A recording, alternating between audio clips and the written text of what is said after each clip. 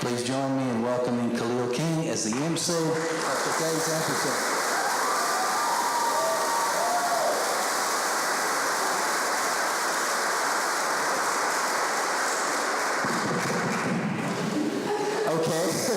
Guys, I want to welcome everybody here, and Grace Notes, they did an amazing job. If you like what you heard, they will be performing this Sunday at 7 p.m. in the chapel.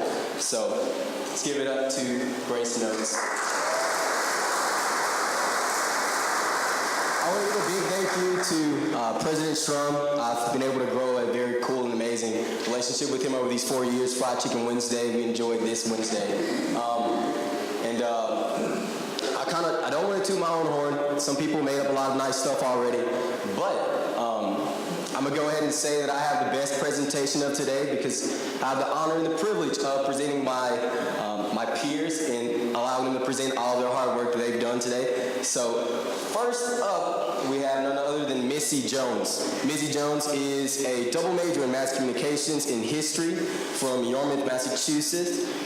She is manager of the White Topper newspaper and the program director of 90.7 WHC.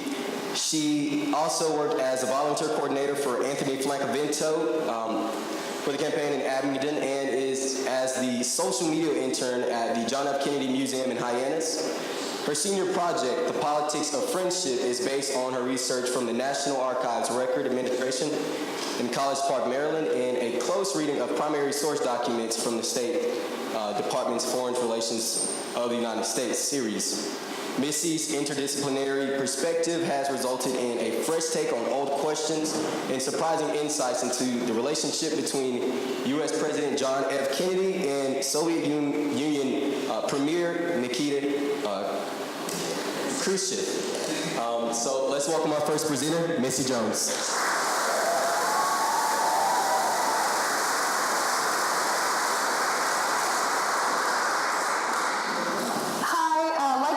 My name is Missy Jones. I'm a double major in mass communications and history, which means I am twice as tired all the time. So something that has contributed to many a sleepless night recently has been my history thesis. So I've been looking at the politics of friendship between U.S. President John F. Kennedy, who was president in the early 60s, and his Soviet counterpart, Nikita Khrushchev, who was Soviet premier at that time and a little bit before and after as well. So before we kind of get into this, I want to talk about what I mean by friendship. What I mean is, it's not like you go home to your roommate and you go, you will never guess the kind of day I've had today. They weren't talking to each other like that. It's more like a professional friendship of, like when you have one of your favorite professors and you should call them doctor, but you definitely give them a nickname instead. And so a little bit about me is I am from Cape Cod, Massachusetts. Shout out to my parents watching on the live stream right now. So Cape Cod, I live about a town down from the Kennedy compound.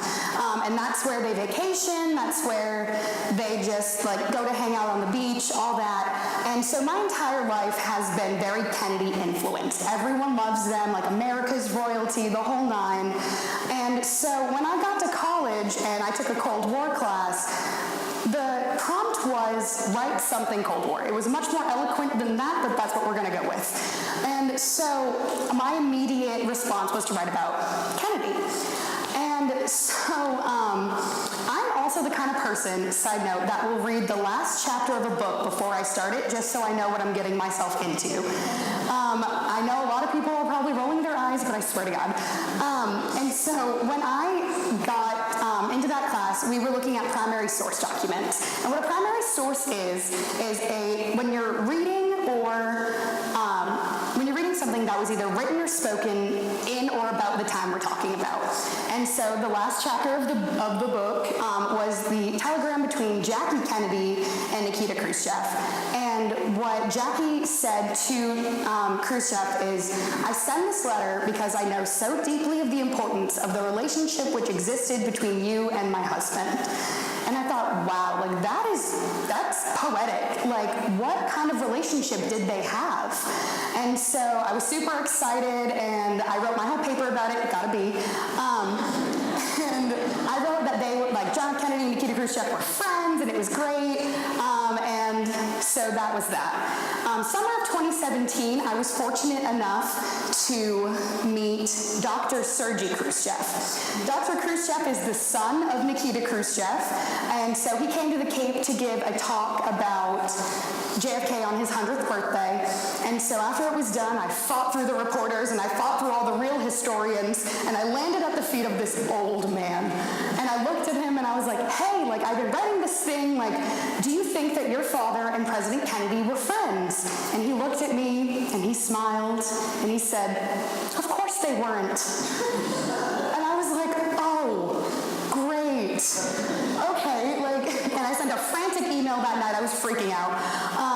And so what he continued to say was he quoted a realist school of thought in historiography. And what historiography is it's the study of history, super meta, but it's really important. And so I'm able to kind of use that and use it as my counterclaim, which I'm really excited about. So what kind of stuff are we talking about here? What have I been looking at? Well, I'm here to answer that. So flashback to 1961.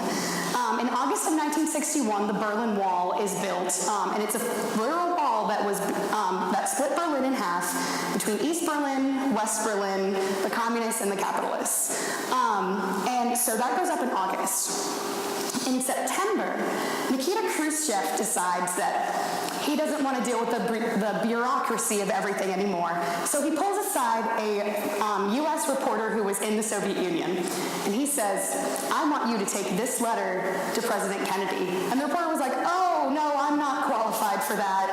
You should talk to the ambassador. And he was like, no, you're going to do it. And the reporter was like, okay. And he was freaking out. And so by the time it gets to Kennedy, he has gotten telegrams about this telegram, but hasn't read it yet. And so the first page starts off with, I'm in my home on the Black Sea, and as a formal naval officer, you can appreciate how beautiful it is. And then for the next 20 pages, he goes on to talk about Berlin. Here's what we think, what do you think, what do we do, what do we not do, let's talk about it. So that's in September.